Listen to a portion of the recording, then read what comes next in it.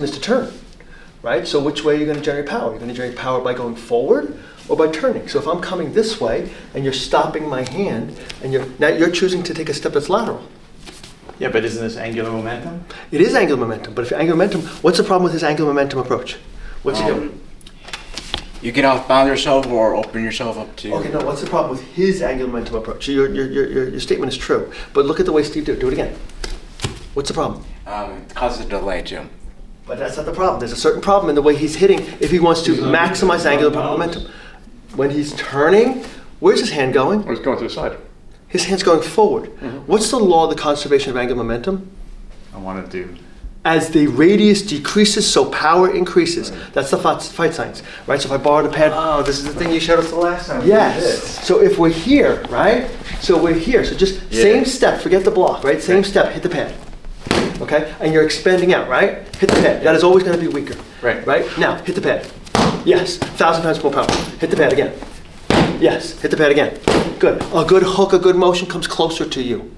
Right? That's true whether we're talking about a boxing hook. That's whether we're talking about a karate ridge hand. That's true whether you're talking about an elbow, a declining elbow, right? You have to shorten the radius. Okay. Therefore, the moment arm of force, as they call it in physics, the moment arm of force, which is the length away from the impetus of the force. The moment arm is the arm that is farther away from the core. That gets shorter, power goes up. So you're trying to torque and extend. Can't do it. So in my poor example, if I was to do the arm, I should be doing this. Yes, attack closer in. Now that would work fine if I'm here. No, right? but I'm just if I'm saying. here and I'm close, and now, yes, I wake up 2 days later, right? That's going to be your answer. Okay. Does that make sense? Yeah. So now, right there, from that experience, you figured out, okay, how do I adapt my tool? Right. Exactly. Now, if you want the long-range tool, you need what kind of force? I need the other one. Which is?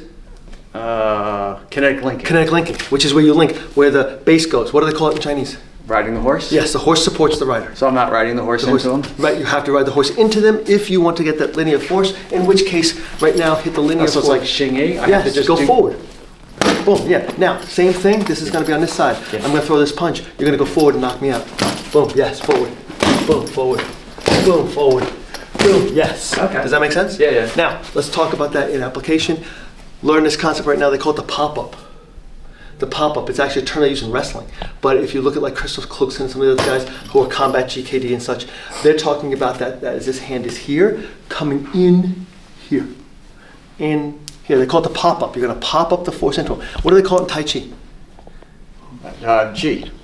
G, forward pressure, otherwise I'm uprooting. Right? So as I'm here, you're gonna hit here, you're gonna stop my hand, Right. boom, you're gonna come this linear force, you're gonna be here, and you're gonna knock me backwards. Yes, quick. Yes. Does that make sense? Yes. That's great for training. Boom, yes. This is self-defense class, right? So therefore, only in the most dire circumstances, right?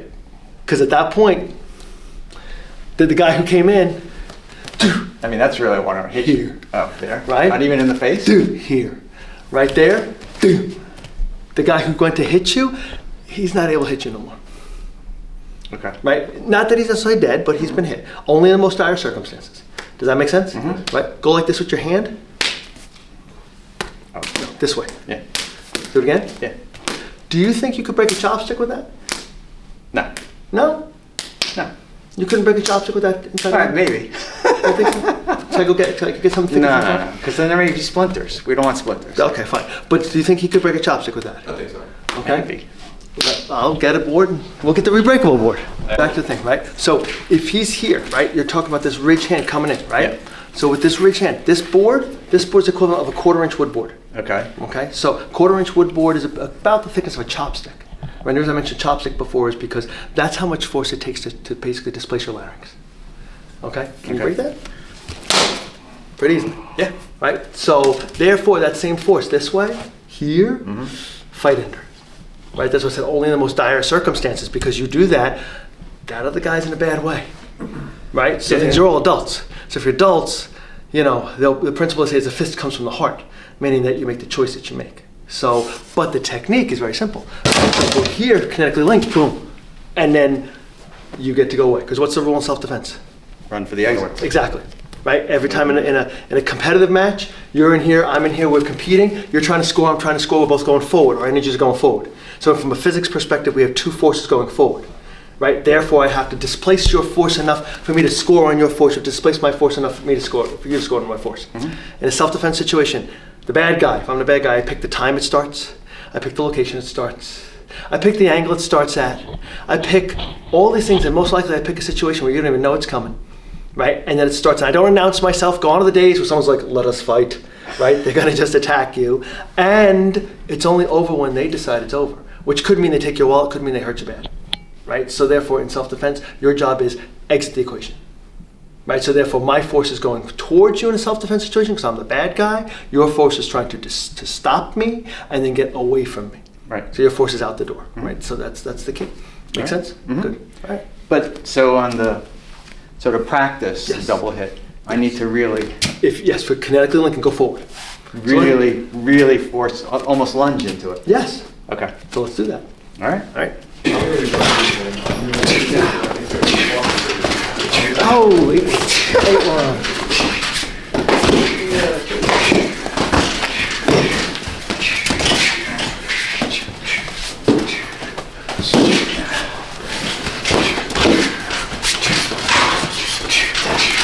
Me too. See, this is why I don't go into self-defense. I don't have it. Now you're going 1 and 2. One time. There it is. One time. There it is. One time. Good. Boom. You can slip the punch. Don't hit. Don't duck when you slip. Yeah, but I don't have to flip that.